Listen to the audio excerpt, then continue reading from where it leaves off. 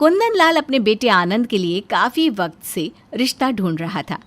आनंद की उम्र अभी सिर्फ 25 साल की ही थी, लेकिन कोई काम ना करने की वजह से कोई भी अपनी बेटी का रिश्ता आनंद के साथ करने को तैयार नहीं था। इस वजह से कुंदन लाल और उसकी पत्नी उर्मिला को लगता था कि उसकी बेटी की शादी कभी हो ही नहीं पाएगी। तभी एक दिन उर्मिला के दूर की बहन का फ़ोन उसके पास आया और उसने उर्मिला को एक ऐसी लड़की के बारे में बताया जिससे घर वाले खुशी खुशी आनंद से उसकी शादी करने को तैयार हो गए थे। हाजी सुनते हो, हमारे बेटे के लिए लड़की मिल गई है। वैसे मैं सोच रहा था कि पहले ये कोई काम धाम करना शुरू कर दे, फिर अच्छी लड़की मिल जाएगी। अभी वैसे भी उसकी उम्र 25 साल की तो है। आपके बेटे के लक्षण देखकर लगता नहीं कि वह जिंदगी में कभी कोई काम करेगा। अरे क्या पता शादी हो जाए और इसको थोड़ी अकल आ जाए और अपनी जिम्मेदारी उठाने के लिए कुछ काम धंधा ही शुरू कर दे। वैसे बात तो तुम्हारी सही है, लेकिन कोई भी माँ बाप अपनी बेटी की शादी हमारे निकम्मे बेटे के साथ क्यों करना चाहेंगे? मजबूरी का नाम नहीं सुना क्या आपने? लड़की का बाप नहीं है और माँ हमेशा बीमार रहती है, इसलिए जल्दी से जल्दी अपनी बेटी की शादी करना चाहती है ताकि अगर उसे कुछ हो जाए तो उसकी बेटी अनाथ ना रहे। तुमने लड़की के बारे में सब पता तो कर लिया है ना? कहीं उसमें कोई खोट तो नहीं? कई बार अपनी बेटी की खोट छुपाने के लिए लोग ऐसे उटपटांग रिश्ते भेज देते हैं। अरे कोई खोट नहीं है, उल्टा मेरी बहन बता रही थी कि लड़की बहुत सुंदर है और घर के काम भी अच्छी तरह से कर लेती है। चलो ये तो बहुत अच्छी बात है, तुम्हें भी काम से थोड़ा आराम मिलेगा। मैं अच्छे से जानता हूँ तुम कोई भी सौदा घाटे का कर नहीं सकती। और एक बात जान लो, अच्छी बात यह है कि लड़की सिर्फ 15 साल की है। अरे लेकिन नाबालिग लड़की से अपने बेटे की शादी करवा कर हम किसी मुसीबत में पड़ गए तो? अरे किसे पता चल रहा है कि नाबालिग है या बालिग? एक बार घर आएगी, घर के काम करेगी, तौर तरीके सीखेगी, अरे अपने आप बालिग हो जाएगी। चलो ठीक है, एक बार आनंद से भी इस बारे में पूछ लेते हैं। क्यों आनंद बेटा, तुम इतने कम उम्र की लड़की से शादी करने को तैयार हो ना? हाँ हाँ पापा, जैसी आपकी मर्जी, मुझे कोई दिक्कत नहीं है। वैसे भी ज़्यादा समझदार लड़कियां दिमाग भी ज़्यादा चलाती है। छोटी है, ना समझ आए तो चुपचाप रहेगी। और इस तरह से कुंदन और उर्मिला अपने बेटे आनंद की शादी सलोनी नाम की लड़की से कर देते हैं। सलोनी की उम्र बहुत कम थी, लेकिन मजबूरी के चलते उसे आनंद से शादी करनी पड़ी। शादी के अगले दिन, अजी सुनते हो, मैं सोच रही थी कि अब तो घर में बहू आ गई है और हमारी जो काम वाली बाई है ना, वैसे भी ज़्यादा पैसे लेती है और काम तो बिल्कुल अच्छा नहीं करती। अरे सीधे सीधे कहो ना, कहना क्या चाहती हो? इसमें कहना क्या है, अब बहू आ गई है तो वो घर का काम संभाल लेगी। मैं काम वाली को छुट्टी दे देती हूँ अब। हाँ माँ, आपकी बात बिल्कुल ठीक है। वैसे भी मैं सुबह देर तक सोता रहता हूँ और ये आपकी काम वाली ना कमरे में आकर खटखट करती है, बहुत डिस्टर्ब करती है मुझे। लेकिन मम्मी जी, मैं घर का सारा काम कैसे संभालूंगी? मुझे तो सब कुछ ठीक से करना आता भी नहीं। अरे ये क्या बात हुई? शादी से पहले तुम्हारी माँ ने कहा था कि तुम घर के सारे काम कर लोगी, और वैसे भी तुम्हारी शादी अपने बेटे से करने के लिए हमने तुम्हारी माँ के इलाज की जिम्मेदारी ली है। काम तो तुम्हें करना ही पड़ेगा। हाँ बहू, तुम्हारे पापा जी ठीक कह रहे हैं। देखो, तुम्हारी माँ का इलाज चलता रहेगा और तुम घर के काम करती रहो। इस हाथ लेना, उस हाथ देना, हिसाब बराबर। मेरे माँ और पापा ठीक कह रहे हैं। और सुनो, घर का काम निपटाकर पापा की दुकान पर आ जाना। वहाँ काम करने वाले नौकर से भी मैंने कह दिया है कि कल से ना आए। दुकान पर? लेकिन दुकान पर मेरा क्या काम है? सुबह झाड़ू पोछा, बर्तन कपड़े धोना, खाना बनाने के बाद जब दोपहर में फ्री हो जाओगी तो अपने ससुर जी की दुकान की सफाई करना। वैसे भी दोपहर में तुम क्या करोगी? लेकिन मैं अभी बहुत छोटी हूँ, मैं इतना काम नहीं कर सकती।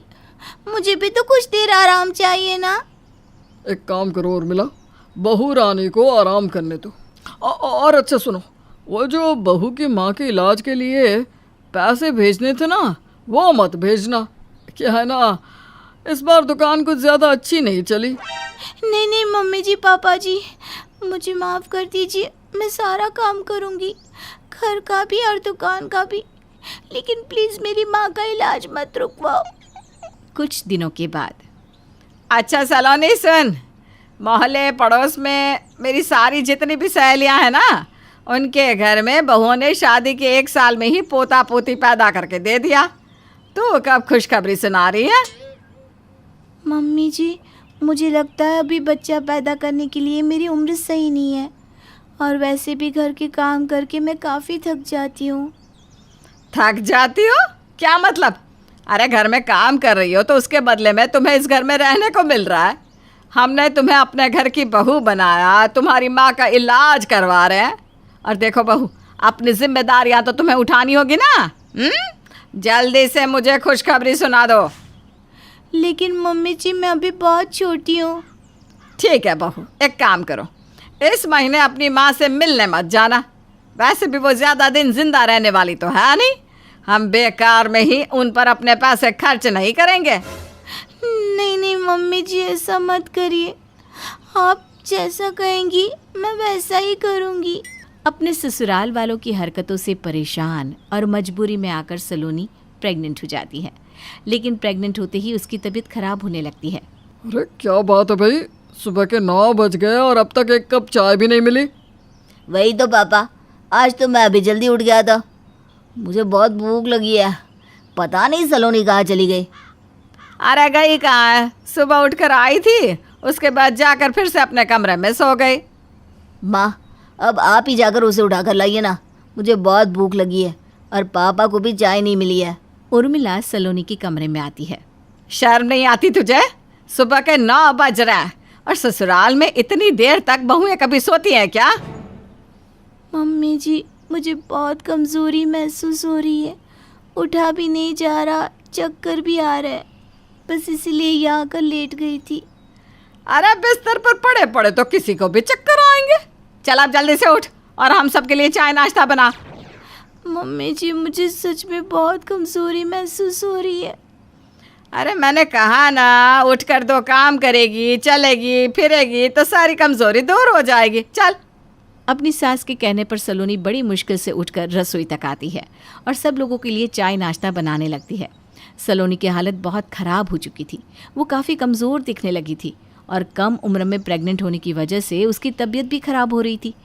चाय नाश्ता बनाकर सर्व करने के बाद, मम्मी जी, क्या मैं थोड़ी देर अपने कमरे में जाकर आराम कर लूं? मुझे बहुत अजीब अजीब सा लग रहा है। अरे रुको, सुनो, आराम बाद में करना, पहले दुकान चली जाओ। आज ना बहुत दिनों के बाद पापा की दुकान पर मैं आऊँगा, और मैं नहीं चाहता कि मुझे वहाँ ज़रा सी भी धूल मिट्टी मिले।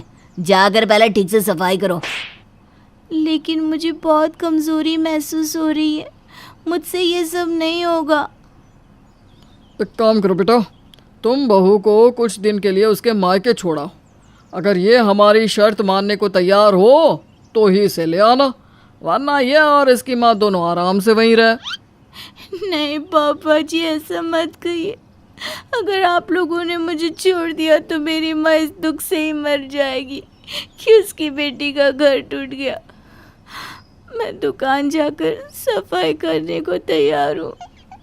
दुखी और परेशान सलोनी जैसे ही घर से बाहर निकली, अचानक से चक्कर खाकर गिर गई और बेहोश हो गई।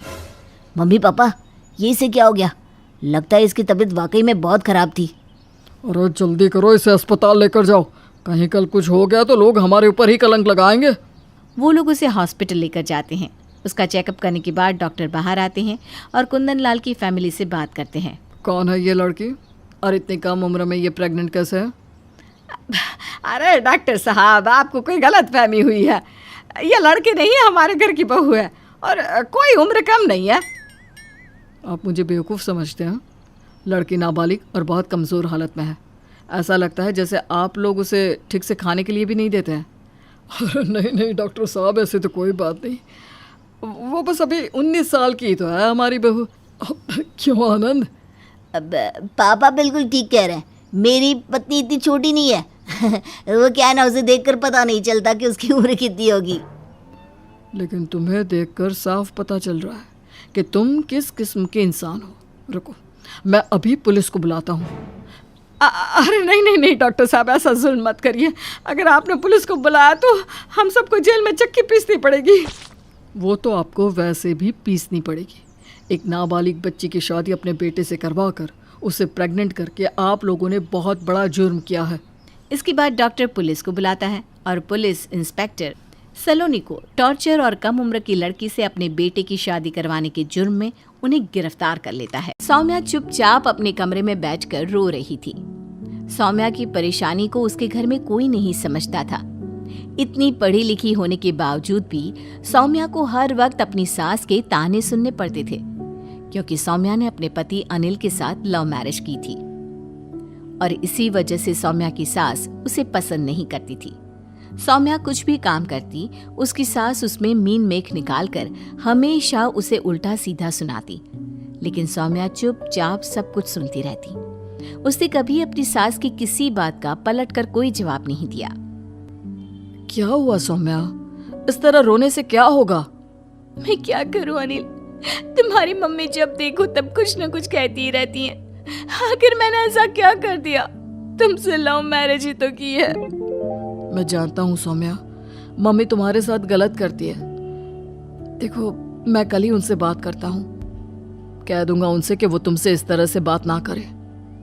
नहीं नहीं नहीं, ऐसा करने की कोई जरूरत नहीं है, वरना आपकी और मम्मी के रिश्ते में दरार आ जाएगी और मैं ऐसा कुछ नहीं चाहती।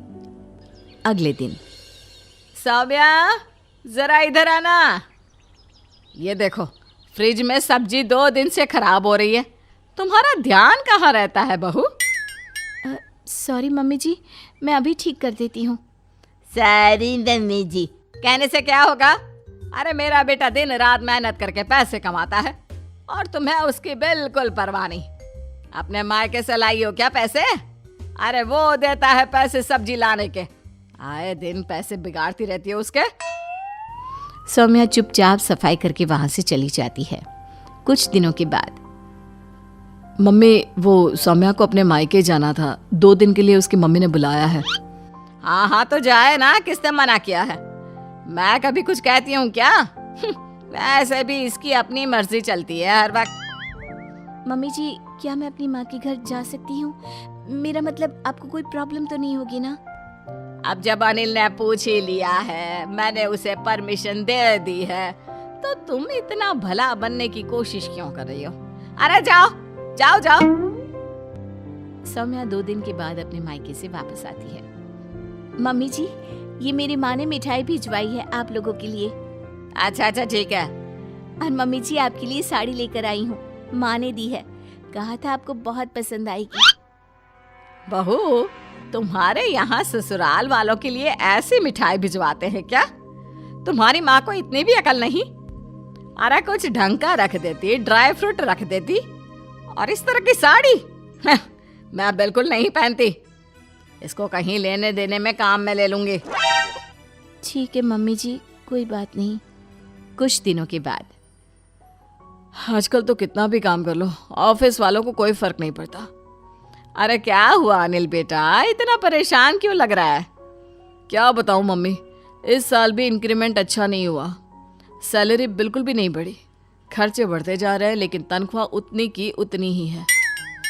अब वो क्या है ना बेटा, आजकल के ज़माने में तो मियाँ बीवी दोनों ही कमाए तो अच्छा। अकेले तुम्हारे कमाने से घर थोड़ी ना चलेगा। बात तो आपकी सही है मम्मी, लेकिन सौम्या को वक्त ही कहाँ मिलता है। सारा दिन तो घर के काम में ही निकल जाता है। हाँ, जब इसके घर वाले शादी की बात करने आए थे तब तो बड़ी बड़ी बातें कर रहे थे। हमारी बेटी इतनी पढ़ी है, उतनी पढ़ी है। अब क्या हुआ? क्यों सौम्या जी, कुछ बोलेंगी आप? मम्मी जी, अगर मैं भी जॉब करने चली जाऊंगी तो फिर घर का ख्याल कौन रखेगा? बात तो ऐसे कर रही हो जैसे सारा दिन तुम मेरे आगे पीछे घूमती रहती हो। 2 पैसे कमाओ तो थोड़ा घर के खर्च में हाथ बटाने को मिले। मम्मी जी, लेकिन बच्चों का ख्याल रखने के लिए मुझे तो घर पर रहना ही पड़ेगा ना।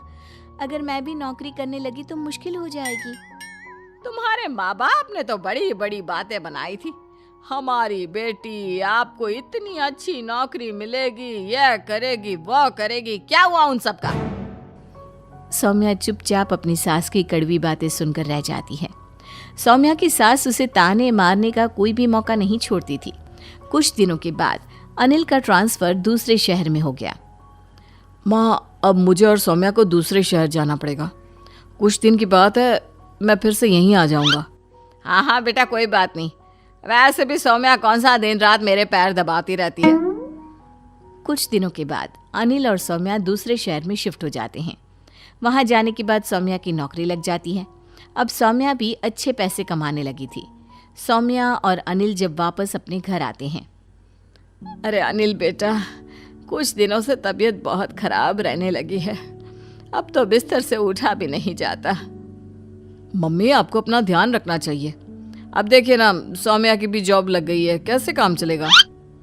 सौम्या बेटा, मेरे सर में बहुत दर्द है, ज़रा मेरा सर तो दबा दे। लेकिन मम्मी जी, मेरे ऑफिस का टाइम हो रहा है और मुझे जाना पड़ेगा। I am so sorry. आप कहे तो मैं आपके लिए कोई मेड लगवा देती हूँ। ठीक है, जाओ ऑफिस।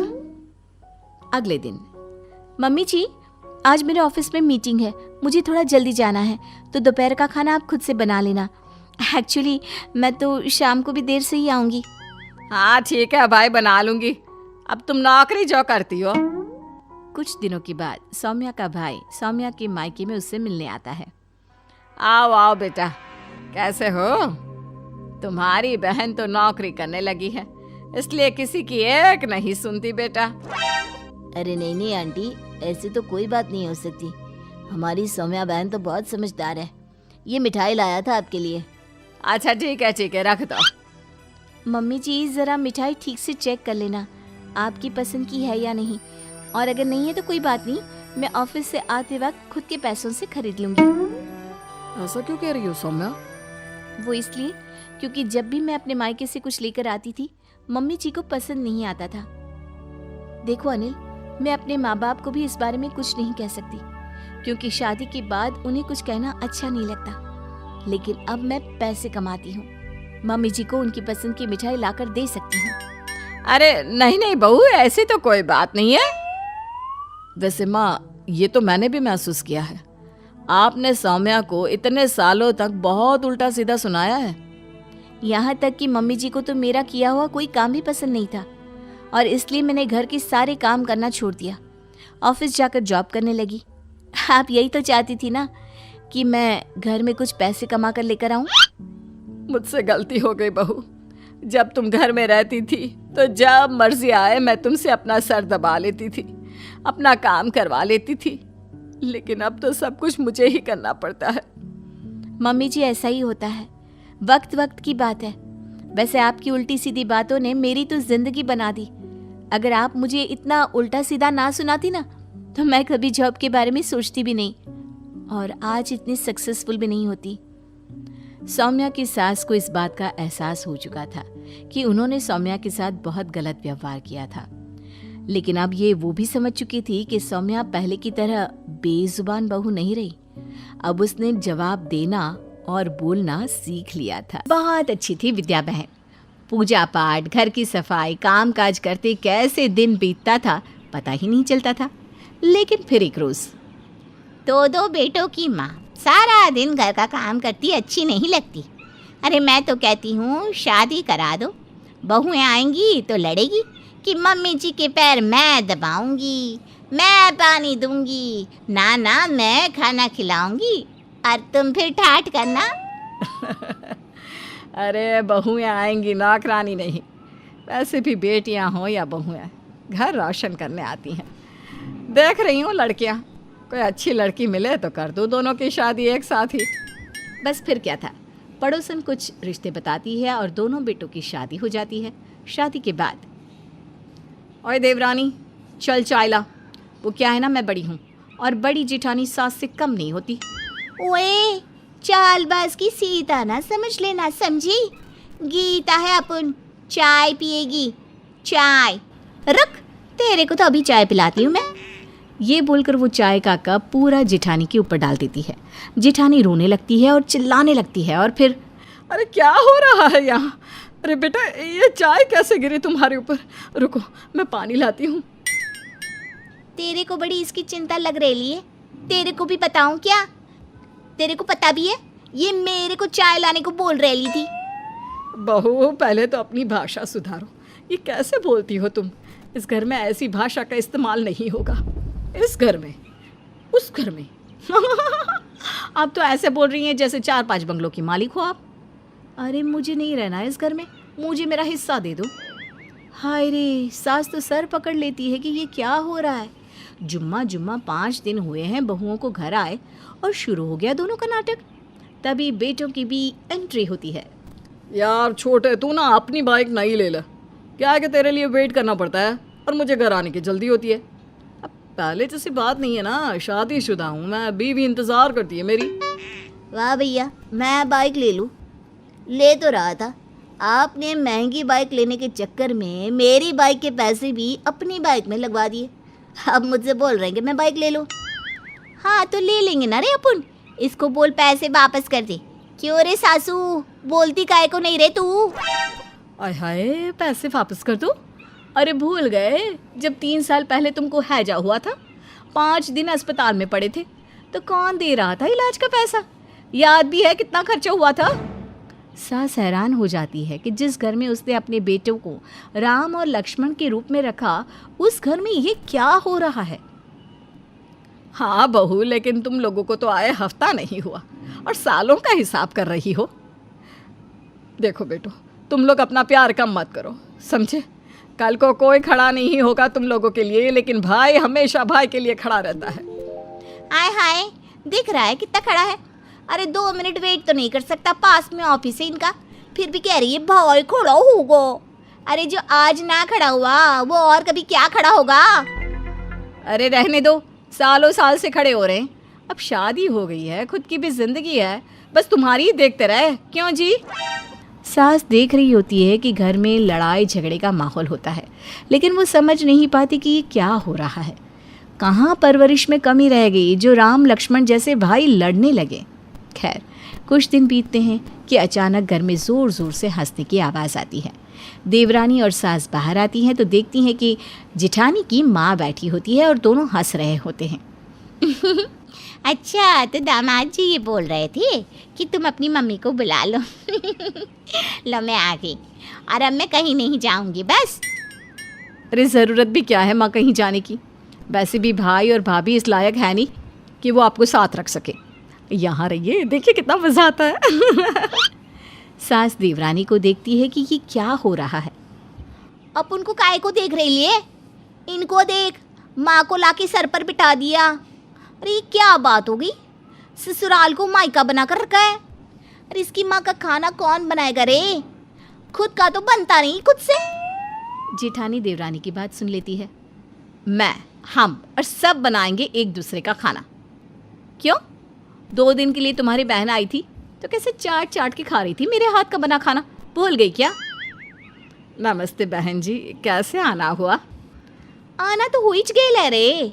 अभी इसको ये पूछो कि जाना कब होगा, कितना रुकेंगी? नहीं होगा जाना, मेरी माँ है, यहीं रहेंगी आज से मेरे घर में, समझी? अरे लेकिन बेटी के घर में माँ क्यों? क्या हो गया? तेरे पापा का घर भी तो है ना। अब आपको तो भगवान ने बेटी दी नहीं क्या? तभी तो आप जानती नहीं कि बेटी के घर माँ का होना कितना ज़रूरी है। अरे आप तो अपने बेटों से चिपकी रहती है, लेकिन मैंने भी तो अपनी कोख से ही अपनी बच्ची जन्मी है ना। हाँ, तो सभी अपनी कोख से ही तो जन्म देते हैं। अब कोई फसल तो हुई नहीं होगी जेठानी जी की, क्या रे? अरे चुप कर। नहीं बहन जी, वो बात नहीं है। मैं तो सिर्फ ये पूछ रही थी कि आपका घर, आपके बेटे बहू सब कहाँ गए जो आपको बेटी के घर आकर रहना पड़ रहा है? पता तो है ही आजकल की बहुएं। मेरी भी बहू, मायके का प्रेम कुछ ज़्यादा ही है उसे। कभी बहू की बात तो कभी बहन, कोई ना कोई आकर रहता है मेरे घर में। वही तो आप भी करेली ना इधर हम लोगों के घर में। अरे चुप कर। देखिए बहन जी, माँ जी, सारी बातें अभी होगी, मैं खाना लगा रही हूँ, खाने के बाद देखते हैं। कुछ दिन बीतते हैं। जेठानी की माँ तो पूरे घर में फैलती ही जाती है और देवरानी उन्हें कोई मौका नहीं छोड़ती बेइज्जत करने का। आंटी जी, ये आपके गांव का घर नहीं, ये कोठी है रे। यहाँ छत और बड़े बड़े आंगन होते हैं कपड़े सुखाने के लिए। ये क्या सोफे में साड़ी सुखा रही रे? तभी जिठानी आ जाती है। माँ की बेइज्जती उसे बर्दाश्त नहीं होती। हाँ हाँ, तेरे पापा की कोठी है ना शहर में, जो ससुराल का धौंस दिखा रही है। अरे हमारे गांव का घर तेरे शहर के झोपड़े से बड़ा है, क्यों माँ? अरे छोड़ना बेटिया, इसको निकाल घर से, तो बड़ी बहू है घर की, कैसे इन लोगों को बर्दाश्त कर रही है। तभी सास आ जाती है। कैसी बात कर रही हैं आप? मेरे घर में मेरे ही घर को तोड़वा रही हैं। सही तो बोल रही हैं, क्यों मैं बर्दाश्त करूँ इसे? देख बहू, हम सब एक साथ रहते हैं, एक परिवार है। और अच्छा, तो ये मेरे को घर से बाहर निकालेगी क्या? रुक, दिखाती हूँ अभी तेरे को। सास देखती है कि कैसे दोनों लड़ रही हैं। वो अपने कमरे में चली जाती है, लेकिन फिर शाम को। हाँ भाई, कौन है? कौन है जो मेरी बेटी को घर से बाहर निकाल रहा है? कौन है? दामे तो आओ सामने। अरे बस यही बचा था, लो हो गया संग्राम शुरू। सास सामने आती है। नमस्ते बहन जी, ये क्या हो रहा है बहन जी? आपके सामने कोई आपके घर में घुसकर आप लोगों को ही ललकार रहा है, ये सही है क्या? कुछ करती क्यों नहीं आप? वो क्या करेंगी? तू ना मुझसे बात कर। मेरी बेटी बड़ी है इस घर में, वो निकाल रही है सबको। चल निकाल। अबे चल, तेरे जैसे ना 36 रोज घर से निकाल दी हूँ मैं। बेटी के घर का खा रही है, पड़ी है, उसका घर तोड़ रही है, शर्म नहीं आती क्या तुझे? फिर क्या था, जिठानी और देवरानी दोनों की माँ और देवरानी जिठानी सब लड़ने लगते हैं, ज़ोर ज़ोर से चिल्लाने लगते हैं। तभी दोनों बेटे भी आ जाते हैं। माँ तो कुछ करती क्यों नहीं? हाँ माँ, शादी तो तूने ही कराई थी, हम तो पहले जैसे थे वैसे ही ठीक है। हाँ हाँ बेटा, थोड़ी देर रुक जाओ, फिर देखो। ये 420 है दोनों, तो मैं भी 840 हूँ। तभी एक वकील कागज़ लेकर आता है। हाँ हाँ वकील साहब, आपको कैसे पता कि इस घर का बंटवारा हो रहा है? नहीं नहीं, आपकी गलत फहमी हुई है। ये घर बिक रहा है, मैं बेच रही हूँ घर। दोनों बेटों को जायदाद से बेदखल कर मकान के पैसे लेकर मैं चली विदेश। ओके वकील साहब, बताइए कहाँ करना है साइन? अरे नहीं रे माँ जी, ऐसा कहीं को कर रही ले? मैं किधर जाएगी? मेरी तो कोई कमाई भी नहीं है। माँ जी प्लीज़ ऐसा मत करिए। अरे नहीं चाहिए मुझे पैसा वैसा घर वर। अरे क्या बकी जा रही है बेटी? अरे माँ तू ना जा अपने घर, प्लीज़ बाद में आना। और हाँ, जाते जाते ना मेरी माँ को भी छोड़ देना बस अड्डे पे। क्या बोल रही है बेटी? वो दोनों ये समझ गई हैं कि घर की छत सर पर है, पति का साथ और समाज में इज्जत है, तो सब ठीक है। क्या बहू, जाओ ज़रा माँ को छोड़ कर आओ और चाय बना लाओ हम माँ बेटों के लिए। चलो बेटो, छत पर बैठकर चाय पियेंगे। अच्छा जी, नमस्ते।